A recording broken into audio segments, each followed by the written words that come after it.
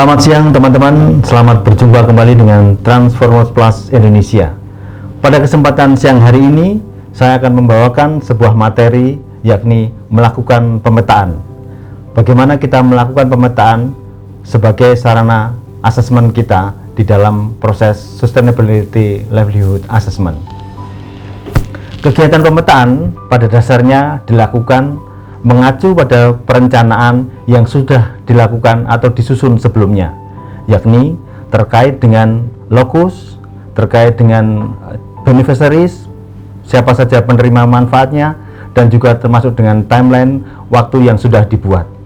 Cakupan area pemetaan mencakup 3 aspek sebagaimana termaktub dalam kerangka kerja mata pencaharian berkelanjutan.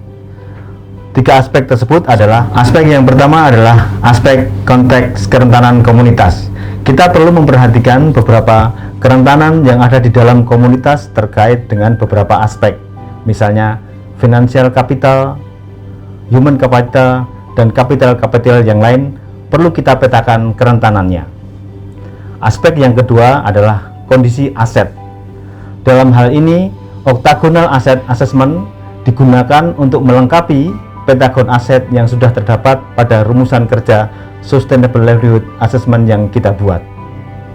Aspek yang ketiga adalah aspek kebijakan-kebijakan terkait yang potensial mempengaruhi aspek mata pencaharian komunitas. Itulah teman-teman 3 aspek yang perlu kita perhatikan ketika kita melakukan pemetaan aset, yakni aspek konteks kerentanan komunitas, aspek kondisi aset, dan kebijakan-kebijakan yang terkait. Kemudian metode-metode yang kita gunakan untuk melakukan pemetaan ada 3 yang perlu kita lakukan, yakni household survey, kemudian focus group discussion, dan juga key informant interview. Proses berikutnya teman-teman, kita melakukan proses pengambilan data. Kegiatan pengambilan data dilakukan melalui 3 metode, sebagaimana disebutkan dapat merujuk skenario sebagai berikut atau form sebagai berikut.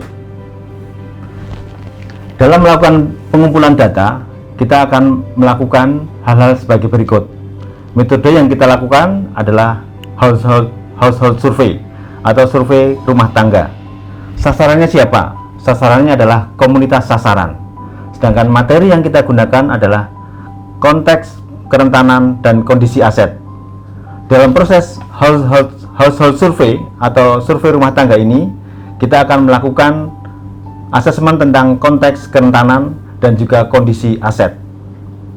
Yang berikut dalam proses pengumpulan data adalah kita melakukan focus group discussion. Sasarannya atau respondennya adalah komunitas sasaran. Materi yang diberikan atau kita lakukan adalah mengenai bagaimana kondisi aset dalam masyarakat sasaran. Selain itu juga kita melakukan penyepakatan outcome sesuai dengan Sustainable Livelihood Assessment yang sudah kita rencanakan. Sebagai proses pengumpulan data, yang terakhir adalah kita melakukan key informant interview atau interview kepada tokoh-tokoh kunci dengan sasaran para regulator atau pembuat kebijakan-kebijakan. Hal yang perlu kita siapkan adalah bagaimana kebijakan-kebijakan terkait yang potensial dapat mempengaruhi aspek mata pencaharian yang perlu terus kita gali. Proses pertama dalam melakukan pengumpulan data, kita akan melakukan yang namanya whole house survey atau survei rumah tangga. Kegiatan survei rumah tangga dapat dilakukan oleh enumerator secara paper based atau menggunakan beberapa kuesioner. Bisa juga menggunakan aplikasi-aplikasi seperti Google Form, Make-Pi, dan juga aplikasi-aplikasi sejenis yang lainnya. Teman-teman, jika responden dari sasaran kita yang akan kita survei kurang dari 100 orang, maka kita dapat melakukan yang namanya sensus. Artinya, semua anggota masyarakat yang menjadi sasaran dapat menjadi responden dalam survei ini. Namun, apabila responden kita atau sasaran masyarakat kita lebih dari 100 orang, maka kita dapat menggunakan metode sampling. Namun, hal-hal berikut perlu diperhatikan apabila kita akan menggunakan metode sampling. Yang pertama, Apabila kita menentukan ukuran sampling, maka kita akan menggunakan metode Slovin. Yang kedua, tata cara pengambilan sampel juga perlu kita perhatikan. Misalnya, apakah kita akan menggunakan random, atau kita akan menggunakan snowball, atau menggunakan purposive. Teman-teman, berikut saya akan menyampaikan contoh-contoh pertanyaan survei terkait dengan aspek intelektual kapital.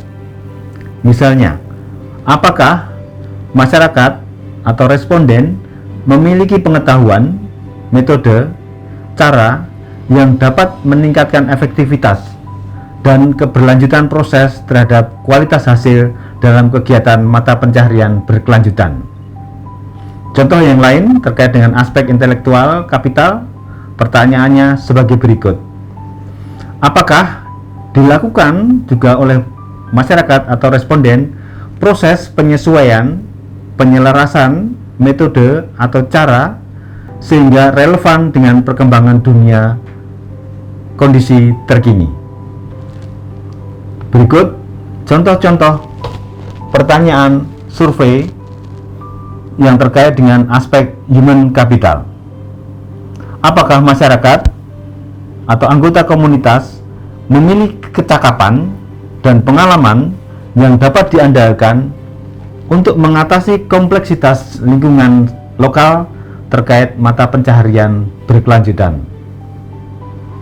Contoh yang lain masih terkait dengan aspek human capital, misalnya, apakah responden atau masyarakat atau anggota komunitas memiliki sumber atau jaringan yang terpercaya dan dapat diandalkan untuk mengakses informasi yang mendukung mata pencaharian berkelanjutan?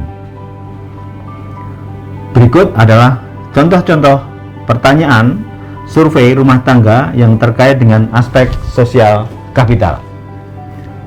Pertanyaannya sebagai berikut. Apakah masyarakat atau komunitas mampu menggunakan sistem kekerabatan atau tata sosial yang menunjang efektivitas leadership dan fungsi manajerial mata pencaharian berkelanjutan?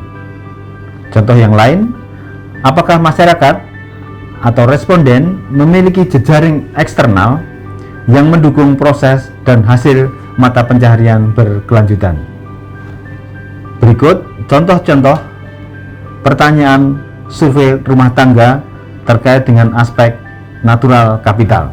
Apakah sifat hak akses tersebut diberikan secara cuma-cuma? Itulah teman-teman beberapa contoh-contoh pertanyaan ketika kita akan melakukan survei-survei dalam rumah tangga.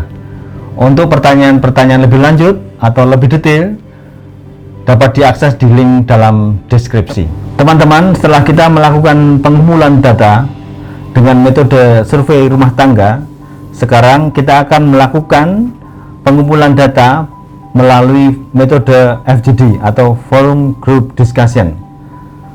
FGD dilakukan dengan materi yang sama sebagaimana dalam survei rumah tangga. Yang berbeda adalah respon-responnya. Dalam FGD, respon-respon dari responden tidak hanya ya atau tidak, melainkan lebih informatif melalui uraian dan penjelasan-penjelasan dari responden.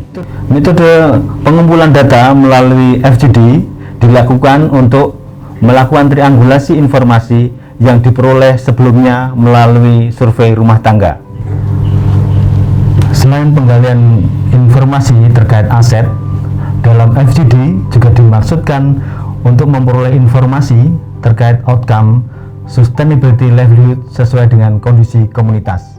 Misalnya terkait hal-hal atau upaya untuk pengentasan kemiskinan, atau bagaimana mengatasi kerentanan akibat stres, atau juga upaya-upaya untuk menghadapi kesiapsiagaan terhadap shock. Baik teman-teman, setelah kita melakukan pengumpulan data melalui survei rumah tangga, kemudian melalui FGD, sekarang kita akan melakukan pengumpulan data melalui interview informan kunci. Interview dengan informan kunci dilakukan untuk melihat aspek kerentanan dan juga model kebijakan dari perspektif tokoh dan personel kunci. Pengambilan kebijakan bisa dilakukan dari tingkat desa sampai dengan kabupaten, baik yang bersifat formal maupun informal. Sifat-sifat yang informal misalnya terkait dengan informan kunci, tokoh-tokoh masyarakat atau tokoh-tokoh agama. Sedangkan hal-hal yang formal atau sifatnya tingkat formal bisa dilakukan dengan kepala desa atau dinas-dinas terkait di dalam kabupaten setempat. Berikut adalah dua format yang kita gunakan dalam proses interview informan kunci. Yang pertama terkait dengan konteks kerentanan, yang kedua terkait dengan kebijakan dan struktur. Dalam konteks kerentanan, yang perlu kita perhatikan adalah jenis kerentanan, kemudian kategori kerentanan, dan frekuensi terjadinya kerentanan, serta kejadian terakhir kerentanan seperti apa, kemudian dideskripsikan. Sedangkan di format yang kedua terkait dengan kebijakan dan struktur, yang perlu kita perhatikan dalam format interview informasi kunci terkait kebijakan dan struktur adalah daftar kebijakan atau model struktur tata kemasyarakatan seperti apa yang ada, kemudian bagaimana dampaknya terhadap Sustainable Livelihood Assessment, kemudian aktor kunci penentu kebijaksanaan itu siapa saja, kemudian kita deskripsikan. Semoga melalui pemetaan ini perencanaan program kita yang sudah kita susun dapat dijalankan sesuai dengan koridor yang sudah ditentukan. Terima kasih, salam sukses selalu.